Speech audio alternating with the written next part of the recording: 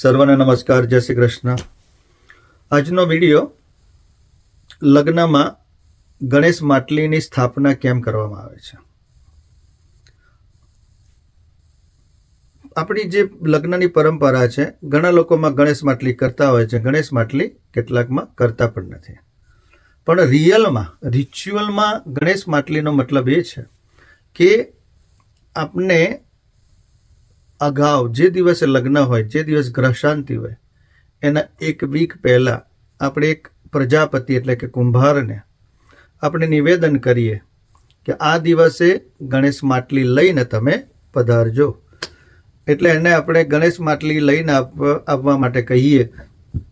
તે સમયે ગણેશ માટલી લઈને આવે એટલે સામેથી આપણે એક ચારણી લેવાની હોય, એની અંદર ઘઉં લેવાના હોય, ગોળ લેવાનું હોય અને જેવી શક્તિ હોય એ પ્રમાણે એને દાન આપવાનું હોય, દક્ષિણા આપવાની હોય।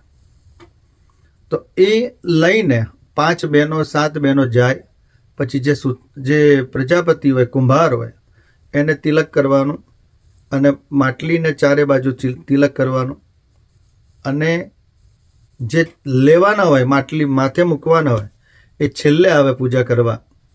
અને તે વખતે આપણા ઘરની કે આજુબાજુમાં કોઈ પણ જે બહેનો હોય, એ 5 બહેનો 3 બહેનો 7 બહેનો એ ગણેશ માટલીની પૂજા કરે અને પૂજા કરીને પછી એ માટલી જેને આપણે નિર્ણય કર્યો હોય કે આ બેન લઈને આવશે, તે માથે લઈને આવે અને ગણેશજી પાસે મૂકતા હોય છે। આનું કારણ એક છે કે લગ્ન એવો વિધિ છે કે જેની અંદર દરેક લોકોનું કલ્યાણ થતું હોય છે। પહેલાં પહેલું કલ્યાણ થાય મંડપવાળાનું કલ્યાણ થાય, બીજું કલ્યાણ કેટરિંગવાળાનું થાય, ત્રીજું હાર બનાવે એ માળીનું થાય, ચોથું કલ્યાણ પંડિતજીનું થાય અને 5મું કલ્યાણ કેટરિંગવાળાનું થાય, 6ઠું કલ્યાણ બેન્ડ વાજાવાળાનું થાય, 7મું કલ્યાણ ઢોલીનું થાય, 8મું કલ્યાણ ગામમાં જે પેલો વાણંદ હોય એનું થાય, 9મું કલ્યાણ કાળ કંકોત્રીવાળાનું થાય અને 10મું કલ્યાણ તો કે આપણા ગામની અંદર જે કોઈ પણ બધા કામ કરતા હોય, સેવા કરતા હોય, એ લોકો પણ આપણે ઘરમાં હેલ્પ કરવા માટે આવતા હોય, એ લોકોનું પણ આપણે કલ્યાણ કરતા હોઈએ। આમ અને 11મું જે છે આ કુંભારનું કલ્યાણ થાય।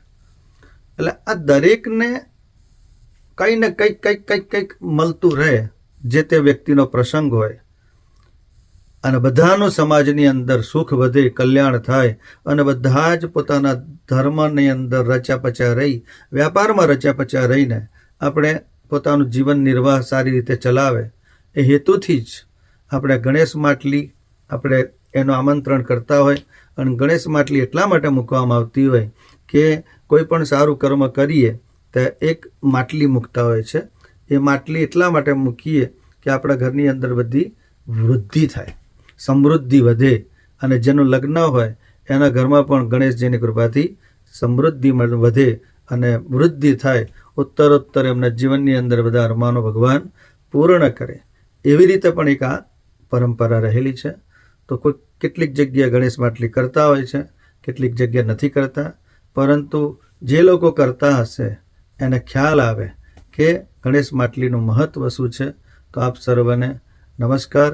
આગળનો જે ક્રમ લઈશું, લગ્નમાં મામેરું કેમ કરવામાં આવે છે, મોસાળું કેમ કરવામાં આવે છે, તો એ માટેનો આપણે આગલો વિડીયો બનાવીશું। નમસ્કાર, જય શ્રી કૃષ્ણ।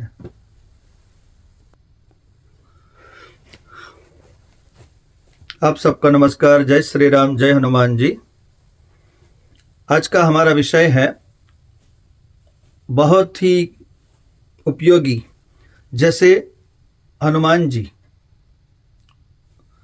हमारे शास्त्र में अश्वत्थामा बलि राजा और अश्वत्थामा बलि राजा व्यास, हनुमान जी, कृपाचार्य, परशुराम और विभीषण, ये 7 जो हैं, जो नाम लिए मैंने, अश्वत्थामा बलिर्व्यासो हनुमांश्च विभीषण कृपश्च परशुरामश्चैव कृपश्च परशुराम कृपश्च